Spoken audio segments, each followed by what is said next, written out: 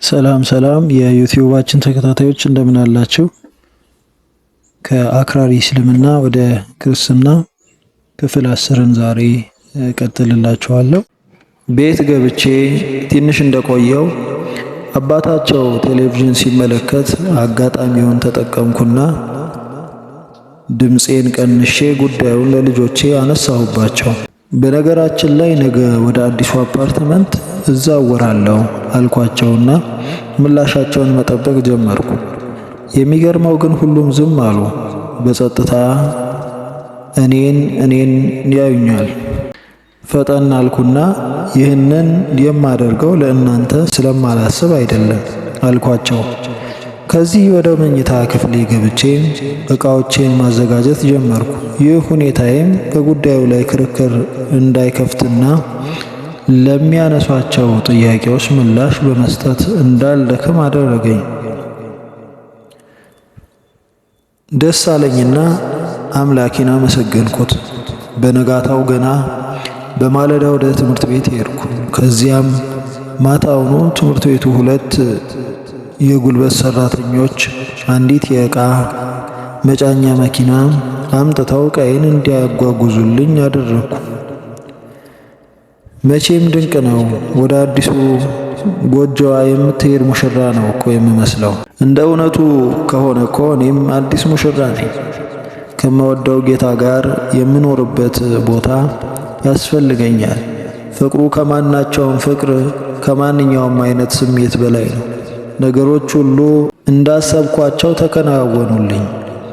አምላክ ሆይ ይህ የአንተ ሥራ መሆኑን አምናለሁ። ምንም እንኳ አፓርትመንቱን ጠባብ ቢሆንም ለእኔ ግን ከቤተ መንግሥት በላይ ሰፊ ሆኖ ነበር የተሰማኝ። ምን ያህል እንደምትወደን ባወቅን ቁጥር አንተን ለማግኘት ያለን ናፍቆት አንደበት ሊገልጠው ከሚችለው በላይ ይጨምራል። አንተ አስቀድመህ ወደህናልና እኛም እንወድሃለን። ካንተ ሌላ የምፈልገው ነገር የለም። ልቤ አንተ ነው። አመሰግንሃለሁ፣ አከብርሃለሁ፣ ለአንተ ዘምራለሁ። አንተን ወደ ማወቅ ረድተኸኛልና ሌሊቱን አፓርትመንቱን በማጽዳትና ቤቱን ለማስተካከል አሳለፍኩት። ሊነጋ ሲያቅላላ ደግሞ ወደ ቀጠሮዬ ስፍራ አመራው። ካህኑ እየጠበቁኝ ነበር። ሶስታችንም ተያይዘን በካይሮ በረሃማ መንገድ ላይ መንዳት ጀመርን። ልክ ገዳሙ ጋር ስንደርስ በራእይ ያየሁትን ነገር አስታወሰኝ። የሚገርም እኮ ነው።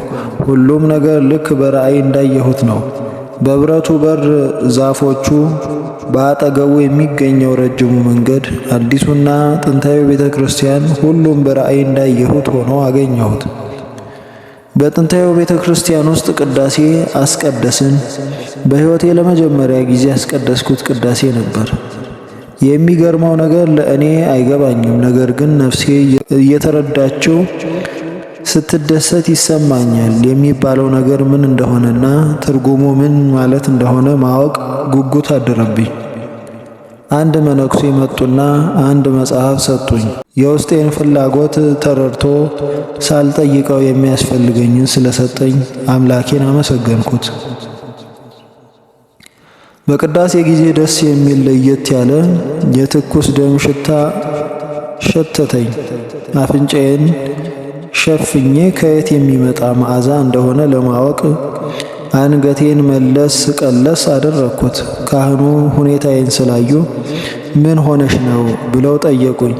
ባለማቋረጥ የደም ሽታ እንደሚሸተኝና ከየት እንደመጣ ማወቅ እንዳልቻልኩ ነገርኳቸው። ካህኑ በአፍንጫቸው አየሩን ሳቡት።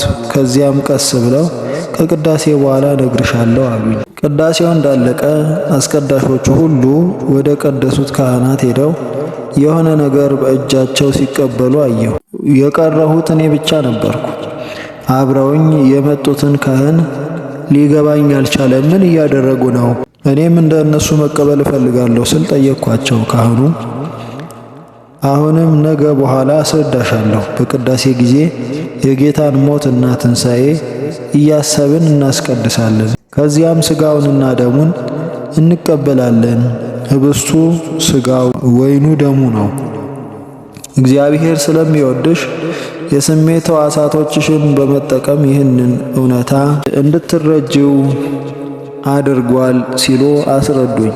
እኔም ቀጠል አድርጌ ይህ የእርሱ የከበረ ሥጋውና የተቀደሰ ደሙ መሆኑን አምናለሁ አልኳቸው። እግዚአብሔር ሆይ ክብር ምስጋና ላንተ ይሁን። እኔም ከዚህ ቁርባን መሳተፍ ፈለግኩና ካህኑን እንዳልጠመቅ የሚከለክለኝ ማን ነው አልኳቸው። እርሳቸውም ቀላል ነገር እኮ አይደለም፣ ለተወሰነ ጊዜ መቆየት አለብሽ አሉ። እርግጥ ነው በትዕግስት መቆየት አለብኝ። ካህኑ መጽሐፍ ቅዱስና የጸሎት መጽሐፍ ሰጡኝና እንዴት መጸለይ እንዳለብኝ አስተማሩኝ። የቅዳሴ መጽሐፉንና ካሴቱን በቃሌ ለመያዝ ብዬ ገዛሁት። የገዳሙን ቆይታዬን ፈጽሜ ወደ ቤቴ ተመለሱ። በእኔና በቤተ ክርስቲያን መካከል ለያይቶን የነበረው ግንብ ሲፈራረስ ተሰማኝ። የትምህርቱ ዓመት የሚያበቃበትም ጊዜ እየተዳረሰ ነበር። ለእኔ ጥሩ አጋጣሚ ነው። አሁን በየቀኑ ቤተ ክርስቲያን መሄድ እችላለሁ ማለት ነው። ካህኑ ባስተማሩኝ መሰረትም በየጊዜው መጸለይና አዲስ ኪዳንን ማንበብ እችላለሁ ማለት ነው። የወንጌላት አጻጻፍ ቀላል፣ ያልተወሳሰበና ተከታታይ ነው። ለመረዳትም ብዙም አላስቸገረኝም። ከእኔ በስተቀር ያስቀደሱት ሁሉ ከሥጋው በሉ ከደሙም ጠጡ። እኔ ብቻ ተነጥዬ ቀረው። ጌታ ሆይ እባክህ እንድጠመቅ እርዳኝ። ልጆቼን በየጊዜው እየሄድኩ ጠይቃቸዋለሁ። ወንዱ ልጄን የፈተናው ሁኔታ እንዴት እንደነበር ጠየቅኩት። እርሱ ግን በፈተናው እንዳልተደሰተና ውጤቱንም በበጎ እንደማይጠብቀው ጆሮዬን ጭዋ ያደረገ መርዶ አረዳኝ። ሐዘንና ጸጸት በውስጤ መላ። ከቤተሰቤ ከመለየቴ በፊት ልጄ ፈተናውን እስኪጨርስ መጠበቅ ነበረብኝ ብዬ ተጸጸትኩ። ወደ ካህኑ ሄድኩና የሆነውን ነገር ነገርኳቸው። እንድረጋጋ ከመከሩኝ በኋላ ከልጃቸውና ከልጃቸው ጓደኛ ጋር በድጋሚ ወደዚያ ገዳም እንድንሄድ ጋበዙኝ። እንደተባለውም በተቀጣጠርንበት ቀንና ሰዓት ተገናኘንና ወደ ገዳሙ አመራን። ካህኑ ፓትርያርክ ቄርሎስ የጸልዩበት በነበረው ዋሻ ውስጥ የሰርክ ጸሎት እንድናደርግ ወሰዱኝ። ዋሻው ጠባብ ነው። አስጎብኚው መነኩሴ ከውጭ ሆነው ሲጠብቁኝ እኔ ወደ ዋሻው ውስጥ ዘለኩ። በዚያ ቦታ ቆሜ እግዚአብሔር ልጄን በፈተናው እንዲረዳው በጸሎት ጠየቅኩት። በስዕሉ ላይ ያለውን የፓትርያርክ ቄርሎስ ዓይን በተመለከትኩ ቁጥር ሲንቀሳቀሱ ይታዩኛል። እኔም ምናልባት ዓይኖቼ በእንባ ስለተሞሉ ይሆናል ብዬ አሰቡ። እዚያ ቦታ እያለው ፀሐይዋ ዞራ በጀርባችን በኩል መጣች። ቀኑ አልጨለመም። ከኋላዬ የሆነ ሰው የቆመ መሰለኝ። ያ ሰው እጁን በሦስታችን ላይ ዘርግቷል። ከዚያም የፀሐይዋን ብርሃን ከለለው። አንዳች ነገር ውስጤን ዘልቆ ገብቶ አጥንቶቼን ስንጥቅ ሲያደርጋቸው ይሰማኛል። ለካህኑ ልጅ እንሂድ ብዬ አንሾካሾኩላት። ዋሻውን ለቀን ስንወጣ ዙሪያ ገባዬን አማተርኩት። ነገር ግን ከሦስታችን ውጭ ማንም አልነበረም። እንግዳ ነገር ነው የገጠመኝ። ከእኛ ጋር አብረውን የነበሩት አራተኛው ሰው ፓትርያርክ ቄርሎስ መሆናቸውን ተረዳው። በእርሳቸው አድሮ እግዚአብሔር ብዙ ተአምራት ማድረጉን ሰምቻለሁ። በፍርሃት ስለተዋጥኩ ወደ ቤት መመለስ እችል እንደሆነ ካህኑን ጠየቅኳቸው።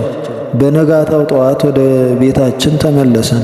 አቡነ ቄርሎስ በእጃቸው ያቀፉኝ ያህል እየተሰማኝ ነበር ቤቴ የገባሁት። እንዴት ያለ ኃይል መሰላችሁ!